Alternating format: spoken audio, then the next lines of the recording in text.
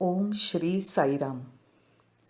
ओम नमो भगवते वासुदेवाय. सद्गुरू अण्णा महाराज चरित्र भाग 14. सद्गुरू कृपांकित होऊन हा तृषार्थ पथिक परिपूर्ण तृप्तीने मावळंगची वाट चालू लागला. आपलं घरदार सोडताना एक निश्चित असं ध्येय त्यांच्या डोळ्यासमोर होतं. जीवनातली सर्वोच्च प्राप्तीची तळमळ त्यांना लागून राहिली होती.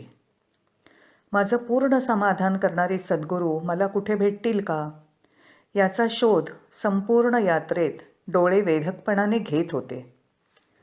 घरातून बाहेर पडताना मायेचे सर्व पाश तोडलेले होते. पण आता शेटफळहून परत मावळंग्याला जायला निघतांची परिस्थिती वेगळी होती. नुकतंच लग्न होऊन सासरी जायला निघालेल्या मुलीच्या मनाची जी काही अवस्था होत असेल ना, अगदी तीच अवस्था अण्णांच्या मनाची झाली होती. सद्गुरू काका आणि मामा यांची अवस्थाही काही वेगळी नव्हती. सद्गुरू काकांनी केलेला उपदेश, मामांबरोबर झालेल्या चर्चा यांची शिदोरी बरोबर घेऊन अण्णा प्रपंच परमार्थरूप करण्याकरता परत मावळंग्याला येऊन पोचले. तो पौष महिना होता. घर सोडल्याला अण्णांना 1 वर्ष होऊन गेलं होतं.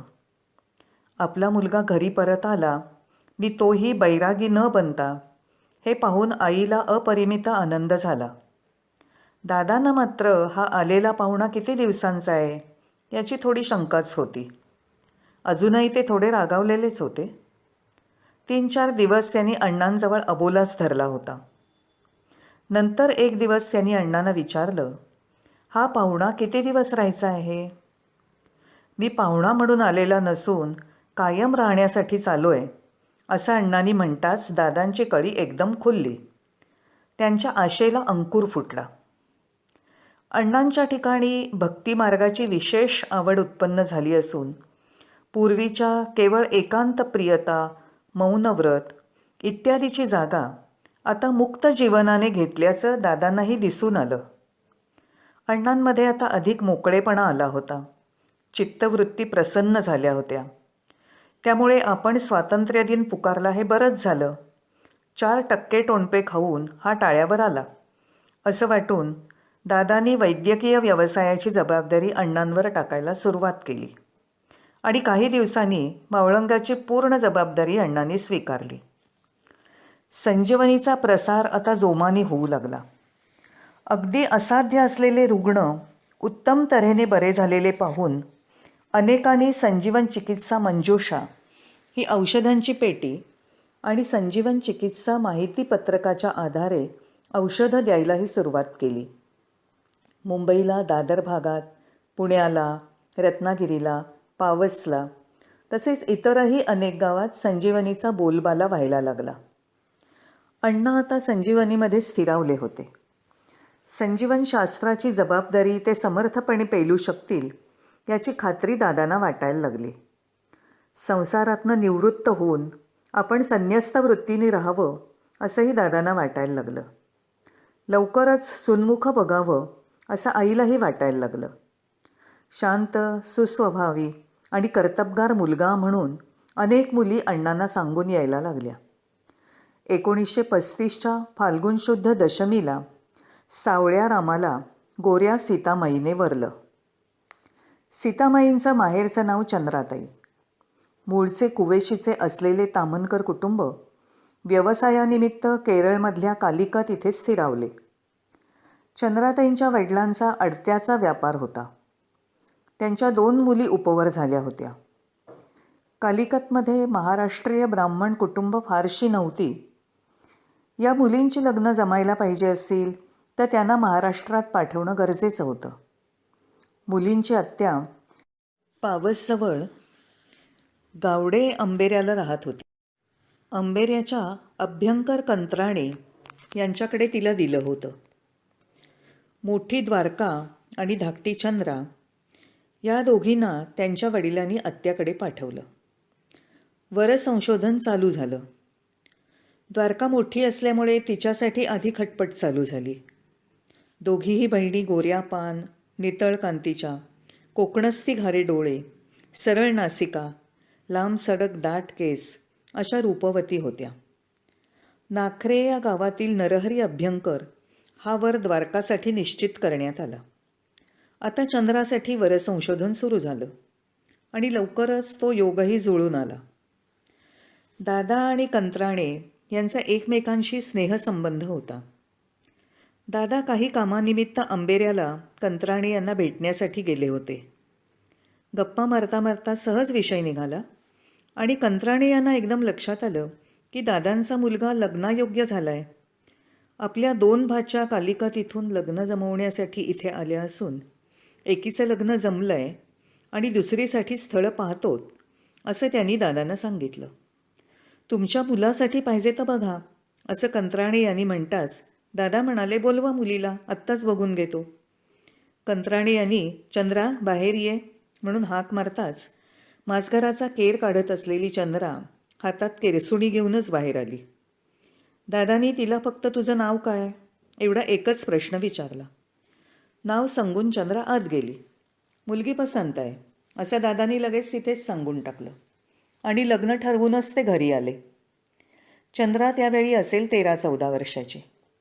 तिचा जन्म किती सालचा हे नेमकं माहीत नसल्यामुळे पत्रिका बघणं ती जुळणं हा काही प्रश्नच नव्हता. दोन्ही मुलींची लग्न ठरली. मुलींच्या लग्नासाठी कालिकतहून त्यांचे आईवडील अंबेऱ्याला आले. एकाच दिवशी 5 मिनिटाच्या अंतराने दोन्ही मुलींची लग्न लावून कृतकृत्य झाले. चंद्राचे वडील स्वभावाने अतिशय मृदू होते. पायाखाली मुंगी चिरडली तरी त्यांना वाईट वाटायचं. गरिबांबद्दल त्यांना कळवळा होता. गोरेपान, तेजस्वी कांती, घारे चमकदार डोळे असं त्यांचं रुबाबदार व्यक्तिमत्व होतं. आणि या उलट आई अतिशय रागीट आणि संतापी होती. त्यांच्या बोलण्यात कडकपणा होता. मुलांना आणि नातवंडांना त्या नेहमी ओरडत असत. मुलींनी मोठं तोंड उघडून बोलायचं, हसायचं, खिदळायचं नाही असा त्यांचा दंडक होता. दोन्ही मुलींची लग्न लावून त्यांची पाठवणी करून दोघंही कालिकतला परत गेले. ताम्हनकरांची चंद्रा आता परांजप्यांच्या रामाची सीता झाली. अण्णांच्या समोर आदर्श होता तो एकनाथ महाराजांचा. केवळ भगवी वस्त्र नेसणं म्हणजे संन्यास घेणं नव्हे, तर संन्यस्त वृत्ती असावी लागते. ही वृत्ती अण्णांमध्ये पुरेपूर भिनली होती. संसार हा परमार्थाला विघ्नरूप न होता उलटा पोषकच होईल हा काका महाराजांचा आशीर्वाद त्यांनी हृदयात जतन करून ठेवला होता. प्रपंच नेटका करून परमार्थ विवेक प्राप्त करता येतो याचे एक उत्तम उदाहरण त्यांना जगासमोर आणायचं होतं. धर्मेच अर्थेच कामेच एवढंच नाही तर मोक्षेच नातीचरामी असं वचन त्यांनी पत्नीला मनोमन देऊन टाकलं होतं. घरात दादा, आई, अप्पा, मोरू, अण्णा होतेच, त्यात आता सीतामाईची भर पडली. आईच्या मदतीला हाताशी आता सुनबाई आल्या. सीतामाईंचं शिक्षण 2 इयत्तांपर्यंत झालेलं होतं आणि तेही मल्याळीमधून. पण घरी थोडं मराठी लिहायला वाचायला शिकवलं होतं, त्यामुळे मराठीची तोंड ओळख होती. जन्मल्यापासून त्यांनी कधीच कालिकतच्या बाहेर पायही टाकला नव्हता. तिथल्या चालीरीती वेगळ्या होत्या. वडील अत्यंत प्रेमळ असल्यामुळे वडिलांकडनं कधीच रागावून पण घेतलेलं नव्हतं. पण सासरची परिस्थिती आणि वातावरण वेगळं होतं. खेड्यातल्या म्हणूनही काही एक वेगळ्या चालीरीती होत्या. शिवाय दादा अत्यंत संतापी आणि करारी होते. त्यामुळे सीतामाई थोड्या घाबरूनच असायच्या. लग्नानंतर एका वर्षात 15 जून 1937 रोजी राम सीतेच्या संसार वेलीवर फूल उमललं. दादांना नातू झाला. त्याचं नाव गोपाळ ठेवलं. तो दादांचा अत्यंत लाडका होता. 13 मार्च 1941 साली शकुंतलाचा जन्म झाला. तिला सगळेजण शकू म्हणत. मुलांच्यात दादा मूल होऊन खेळायचे. त्यामुळे घरातही खेळीमेळीचं आणि आनंदाचं वातावरण तयार झालं. मुलांच्या संगोपनात सीतामाईचा दिवसातला बराच काळ जायला लागला. 1937 साली लखुनाना मॅट्रिकची परीक्षा पास होऊन मुंबईहून मावळंग्याला परत आले. त्यांचा संजीवनशास्त्राचा अभ्यास मुंबईला जाण्यापूर्वीच झालेला होता. याशिवाय मुंबईमधील वास्तव्यात ते या उपचार पद्धतीचा वापर करत होते. एखाद्या शहरात हा व्यवसाय सुरू करून संजीवनशास्त्र पद्धती पुढे आणावी असं त्यांना वाटत होतं. आपल्या मनातील हेतू त्यांनी वडिलांना स्पष्टपणे सांगितला. पुण्याला दवाखाना सुरू करण्याचं आपलं मनोगतही त्यांनी दादांसमोर व्यक्त केलं. माझी काही हरकत नाही एवढंच दादा म्हणाले. परंतु दवाखान्यासाठी लागणारं भांडवल दादा देऊ शकत नव्हते. व्यवसायाला लागणारी औषधं पुरवण्याचं मात्र त्यांनी कबूल केलं. 1938च्या ऑगस्ट महिन्यात पुण्याला संजीवन औषधालय या नावाने लखुनानांनी दवाखाना सुरू केला. काही दिवसांनी दादांकडून अधिक माहिती मिळवण्याची आवश्यकता त्यांना वाटायला लागली. पण चालता दवाखाना बंद ठेवून जाणं योग्य नसल्यामुळे त्यांनी दवाखाना सांभाळायला अण्णांना पुण्याला बोलावून घेतलं. सुमारे 2 महिने अण्णा पुण्याला आणि लखुनाना मावळंग्याला येऊन राहिले. पुण्यात अनेक मंडळींशी अण्णांचा पूर्वपरिचय होता. 1935 साली 2-3 महिन्यांसाठी ते आयुर्वेद महाविद्यालयात शिक्षक असलेल्या हरिभाऊ परांजप्यांच्याकडे राहत होते. हरिभाऊंचा खाजगी दवाखाना होता. आपल्या रुग्णांवर संजीवन उपचार करून अनुभव घेण्याची त्यांची इच्छा होती.